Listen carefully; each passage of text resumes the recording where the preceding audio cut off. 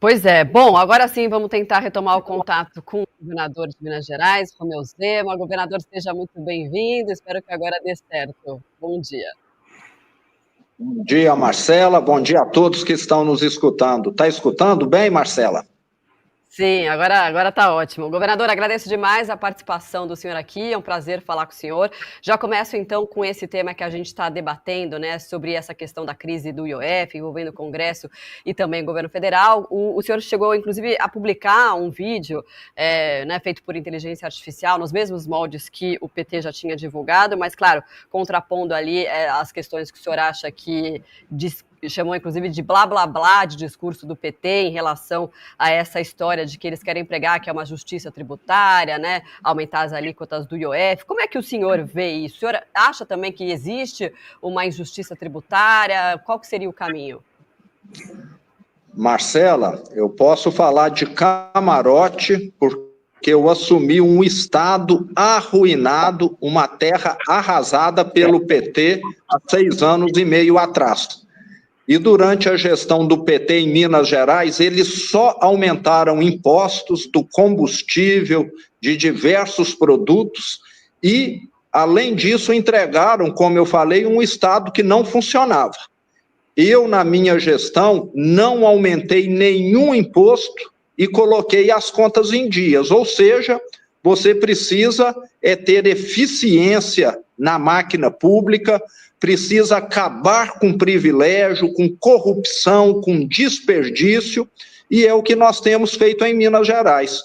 Agora, o que nós estamos vendo em Brasília é o contrário, estão querendo mandar a conta da ineficiência do PT como gestor para o brasileiro. E quem vai pagar o pato mais uma vez é o povo, porque aumento de IOF, nós temos de lembrar, vai aumentar o custo de quem produz, principalmente de quem está endividado, porque precisa pegar recurso, que vai estar pagando. E melhora a vida dos muito ricos, que estão com dinheiro aplicado com essa taxa de juros na altura. Governador, como é que o senhor avalia que a oposição vem se comportando em relação a esse tema, né? Já que parece que o PT finalmente se movimentou para criar uma estrutura para tentar fazer frente ao domínio da direita, né, da oposição nas redes sociais, sempre que alguma discussão de grande porte como essa do IOF acontece, né? O PT, a gente noticiou ontem, criou um grupo de influenciadores e vai dar suporte jurídico para esses influenciadores atacarem, né, levarem adiante esses protestos. Como é que o senhor acredita que a oposição e a direita deve se comportar na rede em relação a esse tipo de comportamento da esquerda do PT? É de ir para o enfrentamento ou é de deixar que as coisas aconteçam? Bom, o PT, como sempre, está querendo tampar o sol com a peneira. Não vai funcionar. A economia brasileira não cresce em base saudável, ela cresce via anabolizante, né? Nós temos um Banco Central que está aumentando os juros continuamente, uma das maiores taxas de juros do mundo hoje, para poder fazer contrapartida a um governo que gasta cada vez mais. É como se alguém quisesse ficar num lugar com a temperatura agradável e tivesse de colocar uma perna num freezer e a outra perna dentro de um forno. Isso não funciona. Então, o Brasil hoje vive uma anomalia e nós já estamos começando a ver o reflexo, né, dessa governança econômica totalmente inadequada que tem prevalecido desde o início do governo Lula. E a taxa de juros elevada está prejudicando todos que têm dívida, e nós temos de lembrar que quem tem dívida são os mais humildes, os mais simples, que estão pagando o pato mais uma vez. A cesta básica, quem acompanha o preço sabe que tem subido muito mais do que essa inflação anunciada. E ficar fazendo ataque na rede social, tentar reverter a situação, não é o que vai melhorar a vida das pessoas. E o ano que vem elas vão votar, e não vão votar num governo que não entrega nada, que fica só fazendo revanchismo e que está preocupado com a eleição de 2026, em vez de ter preocupação com o país do futuro. Eu falo, inclusive, que essa geração de brasileiro é a primeira geração que vai viver pior do que os seus pais. Na história do Brasil, todos nós tivemos uma vida melhor do que o nosso pai. Essa geração atual vai ter uma vida muito pior do que a dos seus pais por causa do Lula e do PT e da sua política econômica irresponsável. Zé Benedito, editor de Brasil, está com a gente, governador. Governador, bom dia, boa tarde, bom dia ainda. Eu já entrevistei o governador uma vez para o Amarelas, a gente já falou, e ele falava muito sobre essa herança de terra arrasada que ele encontrou do ex-governador Fernando Pimentel e do esforço que ele fez para colocar tudo em dia. Mas a minha pergunta é outra. Me parece, governador, que há 15 meses da eleição, a gente já está há 15 meses da eleição, essa que é a verdade, estamos em julho já, o governo estava meio sem discurso, né? O governo estava bastante nas cordas, a chance da direita vencer em 2026 era muito grande, e o governo o Lula talvez tivesse que enfrentar na campanha temas como o preço dos alimentos, questão da segurança pública e outras questões mais concretas. E me parece que agora ele arrumou um discurso eleitoral, que é esse discurso de dizer que ele é o pai dos pobres, enfim, que é o defensor dos pobres contra o outro lado, que é o defensor dos ricos. Eleitoralmente, como arma para convencer o eleitor, você acha que isso funciona?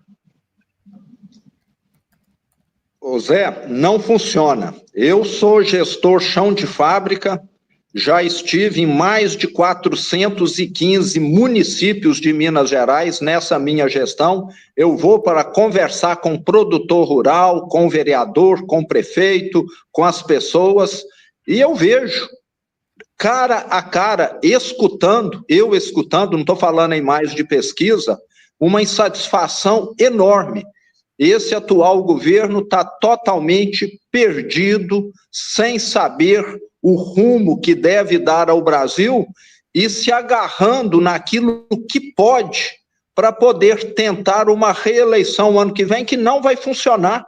Eles já tiveram quase 3 anos para fazer alguma coisa dar certo e não conseguiram. São ministros incompetentes, é um revanchismo, eles estão mais preocupados como eu falei, com os adversários do que propriamente com o futuro do Brasil, e o resultado está aí, uma desgovernança total, um desgoverno que nada consegue funcionar adequadamente, sem entregas, e achando que vão conseguir criar uma versão de um Brasil bonito, de um Brasil que está funcionando. Ele deveria ir lá e acompanhar a dona de casa que está fazendo compra no supermercado. Que aí ele iria ter noção do que realmente está acontecendo. Agora ficar dentro do gabinete lá em Brasília, cercado de marqueteiro, que também deve estar tão alienado quanto ele, com certeza não vai funcionar. Ponha o pé no chão, vai atrás das pessoas que estão trabalhando e sustentando esse país e pagando imposto, que aí ele entenderia. Deveria ter trabalhado no setor privado, como eu fiz mais de 30 anos e vi as grandes barbaridades que fizeram. E só sou governador hoje por causa das barbaridades que o PT fez em Minas Gerais, arruinou com o nosso estado. Agora, governador Matheus Leitão, aqui de Brasília, falando dos adversários do presidente Lula, o senhor, o governador Caiado, o governador Tarcísio de Freitas, além dos familiares do próprio presidente Jair Bolsonaro, são considerados pré-candidatos à presidência em 2026. Mas são todos do mesmo grupo político, à direita. Gostaria de saber do senhor, quem vai prevalecer?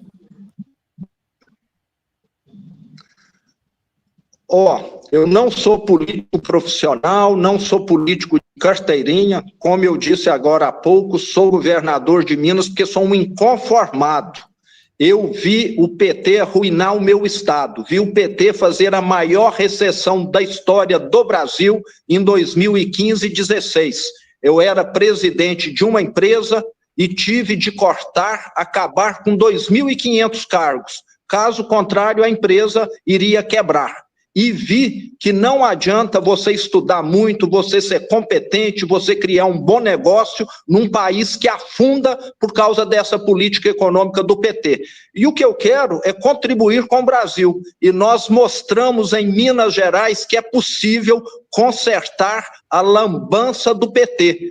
Hoje nós temos um Estado com as contas em dia, um Estado organizado, um Estado próspero que vai criar agora, completar no próximo mês 1 milhão de empregos formais criados na minha gestão, 500 bilhão de investimentos privados atraídos.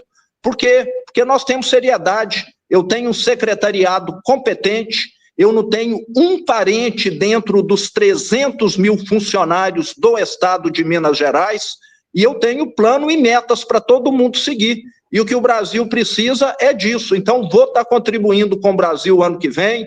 A direita está fortalecida, tem ótimos nomes, e eu tenho certeza que nós vamos conseguir reverter esse quadro que está arruinando, acabando com o Brasil. Governador, agora eu queria mudar um pouquinho de assunto, falar sobre o julgamento da trama golpista no STF. Queria saber como é que o senhor está acompanhando, vendo se é um processo que está sendo legítimo, na sua opinião, e se, caso o ex-presidente for condenado pelo STF, se o senhor daria indulto para ele caso fosse eleito presidente. Certamente daria indulto. Nós temos de olhar para o futuro, em vez de ficar perseguindo adversários políticos. Esse governo tem gastado muito tempo, muito esforço para perseguir aqueles que discordam dele. E como eu falei, em vez de administrar o país, o Supremo, em vez de voltar a analisar pautas importantíssimas para os 210 milhões de brasileiros, parece que está focado em analisar questões que servem a esse atual governo, que quer, antes de mais nada, ficar fazendo aí uma perseguição política. E é um tiro no pé, né? Vale lembrar, é só ver aí a popularidade, a aprovação desse governo, que a gente vê que não é isso que o brasileiro quer. Nós temos de termos união e olharmos para frente. E esse governo só tem feito divisão e criado discórdia. Governador, na avaliação do senhor, a direita erra ao atrasar o debate sobre quem será o nome que representará a candidatura de direita na corrida presidencial? Ou o senhor acha que está correto esperar tanto tempo para definir para o eleitor quem será esse nome que vai levar a bandeira da direita, né, da centro-direita, enfim, apresentar uma proposta alternativa de futuro para o país que não seja essa que o PT e o Lula estão apresentando no momento? Bom, acho que isso é até mérito da direita. A gente perdeu contato com o governador. Estava ruim mesmo. Tava. Bom, não, mas deu para entender, né, a mensagem que ele quis passar, enfim, toda a crítica que ele fez ao governo do PT, enfim, essa questão do IOF. E, não, só lembrando também que a gente está aberto aqui a todos os representantes de espectros políticos diferentes, inclusive do governo. Inclusive, no ponto de vista, eu ouvi, né, a gente ouviu aqui o presidente interino do PT, Humberto Costa, falou sobre isso também. Acho que retomamos o contato. Vamos ver. Agora sim, perdemos o contato. Governador, pode continuar, por favor. Sim, eu estava dizendo que a direita tem vários bons nomes, o que demonstra que a direita até nisso é muito mais competente do que a esquerda, que tem só um nome, né, e que não demora, não vai mais poder disputar a eleição, até pela questão da própria idade. Então, eu estou confiante que o ano que vem nós vamos ter alguém da direita vencendo essa eleição, e eu vejo uma direita unida no segundo turno, muito provavelmente no primeiro turno, por questões pessoais, por questões partidárias, é provável que a direita tenha mais de 2 nomes aí, pelo que eu estou antevendo.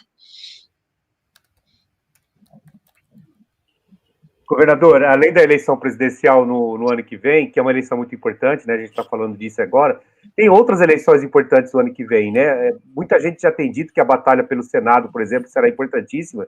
porque a direita, principalmente, né, gostaria de ter maioria no Congresso. O ex-presidente Jair Bolsonaro fala muito sobre isso, serão 2/3 do Congresso renovado. Eu queria saber como que o senhor está vendo as outras eleições, né? No governo de Minas, inclusive, todo mundo diz que quem não ganha em Minas não leva a presidência, né?